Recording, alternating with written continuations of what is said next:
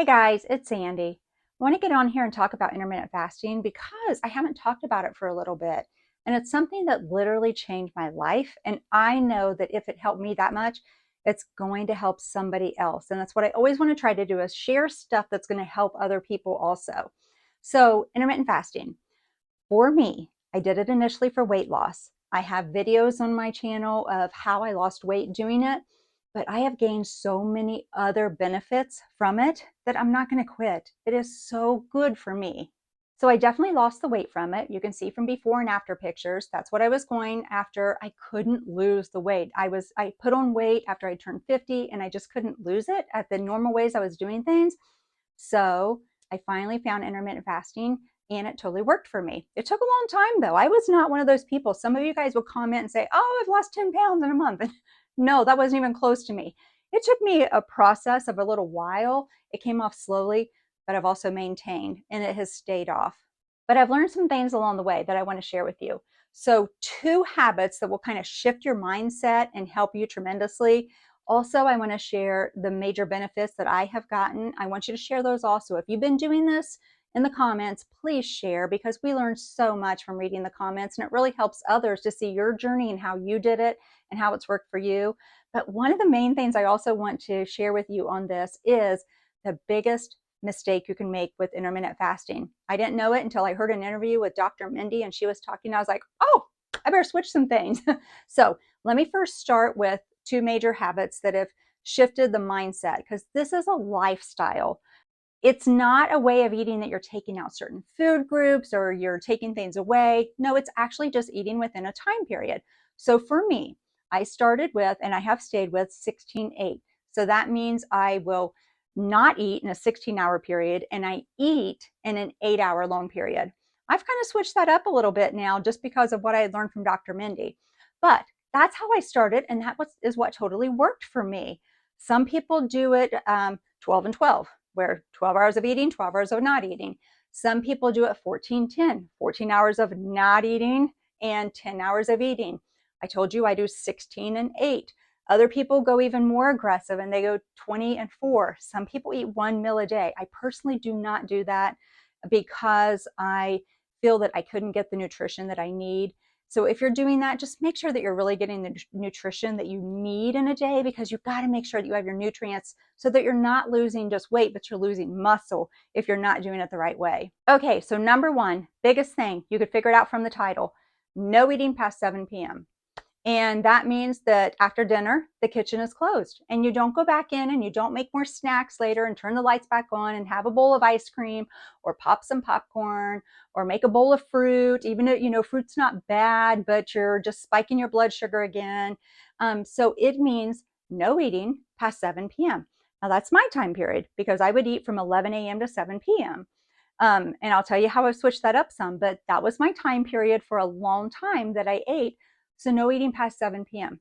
For you, it might be the kitchen is closed at 5 p.m., 6 p.m., 7 p.m., 8 p.m., whatever that is for you. But after dinner, the kitchen is closed. And this is the way that our ancestors have eaten forever.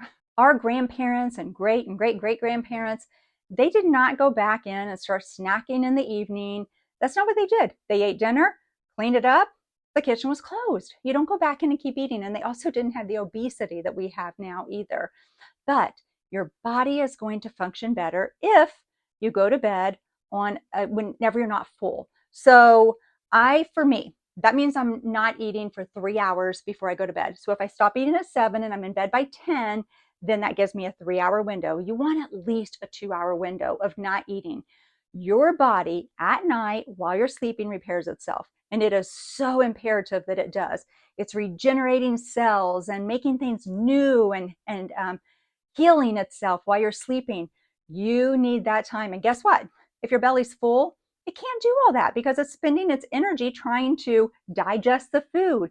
Instead, you want your body to spend the energy rejuvenating itself. So when I say no eating past 7 p.m., I actually mean no calories past 7 p.m.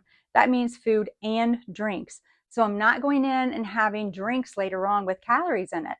I'll drink some water, as that evening goes on and possibly some hot tea, but that's it. So if you're drinking alcohol at night or if you are having sweetened tea before you go to bed or after dinner, or you're even just putting gum or some candy, even if it says sugar free, it's got to have some kind of sweetener in it.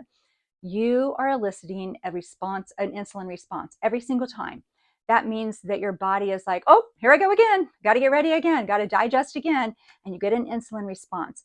So what happens is your body needs insulin. Your body needs carbs.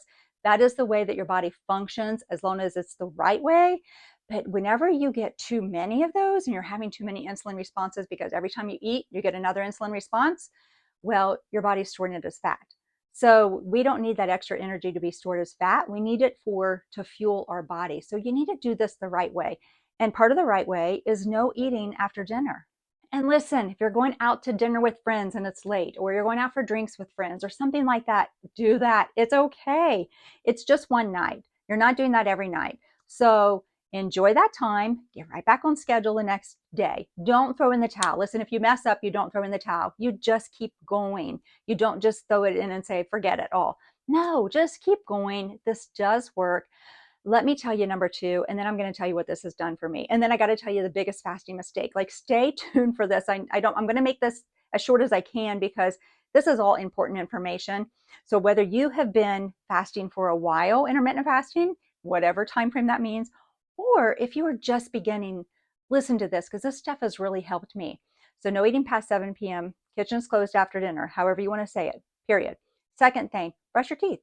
That will definitely curb your desire to have more. And a lot of these are just habits that we're eating at night or snacking between meals and stuff. And a lot of time it's done out of boredom. You're not really hungry. So after you're done eating your dinner, brush your teeth, use mouthwash, signal to your brain, we're done. I'm not eating anything else. And it doesn't taste good to have minty fresh breath or cinnamony breath and then eat something. It just doesn't taste good. So that's another thing that will help deter you. If you are somebody who likes to snack in between meals and you don't want to do that anymore, brush your teeth. Brush your teeth and use mouthwash. Gargle it out there, and that'll signal to your brain again, I need to stop. Try these tips at least because they did work for me. And the other thing, if you are eating balanced meals during the day, you should not be hungry. You shouldn't need snacks in between, and you shouldn't need snacks at night. So by a balanced meal, I mean that I am eating, I shared a balanced plate method with you of how to eat half of your plate, looking at it as vegetables, a fourth of your plate protein, a fourth of your plate a good healthy kind of carb, a good grain. I'll put that in the description whenever I've shared these. You've seen my What I Eat in a Day videos and how I've done this also. It's a good healthy way for weight loss, but also just to be healthy. But you shouldn't be hungry if you're having some good healthy fats along with those during the day. You shouldn't need snacks. So the mindset also is you got to look at your plate and eat in a better way and eat that balanced plate. It's super easy. You can still have sweets when you want a sweet, not every day, or you're going to sabotage yourself, but you can. You can enjoy that. I love dark chocolate. I eat it because I enjoy that. Listen, I am going to stick with intermittent fasting. I feel good. There have been a lot of studies done that says, just how great this is for people. Some studies have said it doesn't do anything. I'm just telling you how I feel, and that's the most important thing. I feel good. My digestion is better. I am going to the bathroom better. I don't know if that's too much information, but it's true. And other people have that issue also. So digestion's better, elimination is better, sleeping better, my skin is better. I have rosacea. I haven't had any flare-ups because my skin is better. If I eat better, I do know that if I eat too much dairy, then I do have a flare-up. But if I'm intermittent fasting, I just feel better and my skin feels better, and inflammation just gone out of my body in general. So not just rosacea in my skin, but just in general, I feel better. So I will keep up with this lifestyle. And listen, Harvard did a study and they tested the mitochondria, and they showed with intermittent fasting that people had increased metabolism, it promoted better health, it slowed the aging process. They said that it did help decrease cholesterol, that it could help prevent cardiovascular problems, and that it also helped with metabolism. Well, they found all that out in one study. So I'll link that in the description also, but that's pretty cool. They found that much out. But listen, the biggest intermittent fasting mistake I was listening to a video. It was an interview with Dr. Mindy Peltz. She's on YouTube. She dark curly hair. She usually wears it in a ponytail if you look her up. Anyway, I haven't heard a lot of her stuff, but I was listening to this interview, and she said, this guy said, what is the biggest intermittent fasting mistake that people make, or fasting mistake in general that people make? And she said, people get hooked onto one fast and then they never change it. So for me, 16/8, I got hooked onto 16 hours of not eating and 8 hours of eating. It worked for me. And then I just kept doing it. But the thing is, after a while, your body gets used to it and it doesn't work anymore. So I don't care what kind of intermittent fasting that you are doing, whether you're doing um, one meal a day, or if you're doing 16/8, if you're doing, I don't know if there's every other day, but if you're doing 14 and 10, whatever, 20 hours and 4 hours, whatever you are doing, you cannot get stuck on one thing and just keep doing it, because it will not work. It will stop working. So this is what I've done instead. I still do 16/8 a lot. For me, that 11 a.m. to 7 p.m. time frame of eating. But I don't do that every day. So some mornings I'll get up and I'll eat by 8 a.m. I'm not always hungry, but just sometimes I want to, just to kind of move things around in my body. So I might eat at 8 a.m., 12 p.m., and 6 p.m. that day. So I've got 3 good square meals in there. I wasn't snacking in between because I've eaten healthy, balanced meals, that balanced plate that I was telling you about. And I'm having enough healthy fat and protein to keep me feeling full. And I will eat that one day. So 8 a.m., 12 p.m., 6 p.m. one day. Another day, I'll eat between 11 and 7. And I might do that for 3 days in a row. And then maybe one day, like if I have office duty at work, sometimes I don't even grab anything to take with me. And I won't get home until 1 p.m. I don't even eat until 1 p.m. I'm not hungry. I'm busy the whole time I'm there, and I'm just not thinking about food. I'm not hungry. And it messes up my body enough that my metabolism keeps working. So if you're doing the same thing every day and you're eating between 11 and 7 every day and you're not switching it up, you're doing your body a disservice, because your body's going to get used to it and it's not going to work.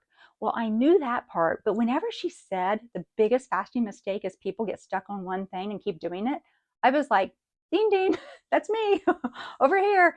I got to switch it up a lot more than what I am. So now I do. I still do intermittent fasting. I will stick with it because I'm telling you the benefits for me have been wonderful. I'm asking you guys to please share in the comments your benefits also, because we learn so much from the comments. I really, really appreciate when you guys do. I have learned so much from you. Other people read them. We learn from each other. Something that works for me doesn't mean it's going to work for everybody else. Otherwise, I'd be a millionaire, because I would say, this works, everybody do it, and pay me. But it doesn't work that way. So something that works for you may work better for somebody else also. That's why I ask you to please comment and share if you've been on this journey. If you're just starting, then let me know. I'll be your encourager. I'll be your cheerleader, because I know that this does work. It's worked for me. It's helped my husband, who is never overweight, but it helped him get off of some of his meds and to decrease his prescription meds down. That was worth it. We both feel good. So I want to share this with you. Please share with me. And until next time, I'll share more. Until next time, I'm out.